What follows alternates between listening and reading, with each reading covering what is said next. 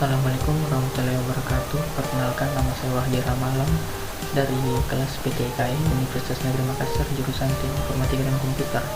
Dan saya akan mempresentasikan hasil kerja saya untuk mata kuliah belajar dan pembelajaran. Baik, yang pertama itu teori belajar dan pembelajaran. Teori adalah serangkaian bagian atau variabel, definisi dan dalil yang saling berhubungan yang menghadirkan sebuah pandangan sistematis mengenai fenomena dengan menentukan hubungan antar variabel dengan maksud menjelaskan fenomena alamiah. Belajar dapat disimpulkan sebagai rangkaian kegiatan atau aktivitas yang dilakukan secara sadar oleh seseorang dan mengakibatkan perubahan dalam dirinya berupa penambahan pengetahuan atau kemahiran berdasarkan alat indera dan pengalamannya. Oleh sebab itu, apabila setelah belajar peserta didik tidak dapat berubah tingkah laku yang positif, dalam arti tidak memiliki kecakapan baru serta wawasan pengetahuannya tidak bertambah, maka dapat dikatakan bahwa belajarnya belum sempurna. Sedangkan pembelajaran merupakan proses interaksi peserta didik dengan pendidik dan sumber belajar pada suatu lingkungan belajar. Jenis teori pembelajaran dan pengajaran ada 4. Yang pertama itu teori behavioristik, kedua teori kognitif, dan ketiga teori humanistik, dan keempat teori konstruktivistik. Adapun yang ingin saya jelaskan pada materi ini yaitu adalah teori kognitif. Teori kognitif berbeda dengan teori behavioristik. Teori kognitif lebih mementingkan proses belajar daripada hasil belajarnya. Belajar tidak sekedar melibatkan hubungan antara stimulus dan respon, tidak seperti model belajar behavioristik yang mempelajari proses belajar hanya sebagai stimulus dan respon. Model belajar kognitif merupakan suatu bentuk teori belajar yang disebut model perseptual. Model belajar kognitif mengatakan bahwa tingkah laku seseorang ditentukan oleh persepsi serta pemahamannya tentang situasi yang berhubungan dengan tujuan belajarnya.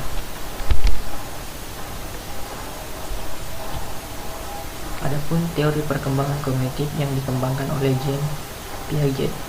Pakar kognitivisme yang besar pengaruhnya ialah Jean Piaget, yang pernah mengemukakan pendapatnya tentang perkembangan kognitif anak yang terdiri atas beberapa tahap. Dalam hal pemerolehan bahasa ibu atau B1, Piaget mengatakan bahwa pertama, anak itu di samping meniru-niru juga aktif dan kreatif dalam menguasai bahasa ibunya. Kedua, kemampuan untuk menguasai bahasa itu didasari oleh adanya kognisi. Apa itu kognisi? Kognisi itu memiliki struktur dan fungsi. Fungsi itu bersifat genetif yang dibawa sejak lahir, sedangkan struktur kognisi bisa berubah sesuai dengan kemampuan dan upaya individu. Adapun implikasi teori perkembangan kognitif Piaget dalam pembelajaran adalah bahasa dan cara berpikir anak berbeda dengan orang dewasa. Oleh karena itu, guru mengajar dengan menggunakan bahasa yang sesuai dengan cara berpikir anak. Anak-anak akan belajar lebih baik apabila berinteraksi dengan lingkungan yang sebaik-baiknya.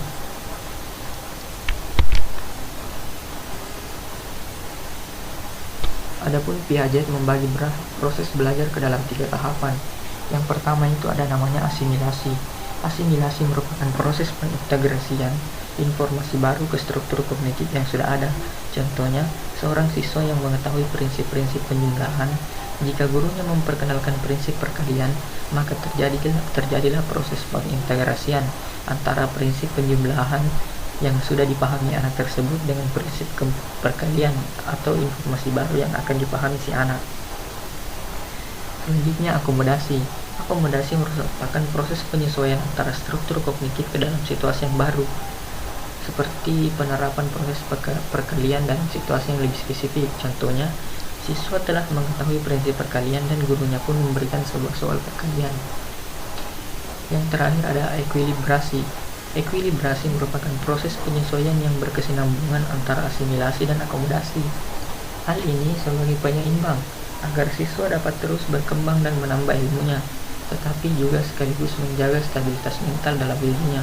Maka diperlukan proses penyeimbang. Tanpa proses ini, perkembangan kognitif seseorang akan tersendat dan berjalan tidak teratur, sedangkan kemampuan ekuilibrasi yang baik akan mampu menata berbagai informasi yang diterima dengan urutan yang baik, jernih, dan logis. Mungkin itulah tadi pemaparan dari materi saya. Untuk lebih dan kurangnya mohon dimaafkan. Wabillahi taufiq wal hidayah. Assalamualaikum warahmatullahi wabarakatuh. Sekian dan terima kasih.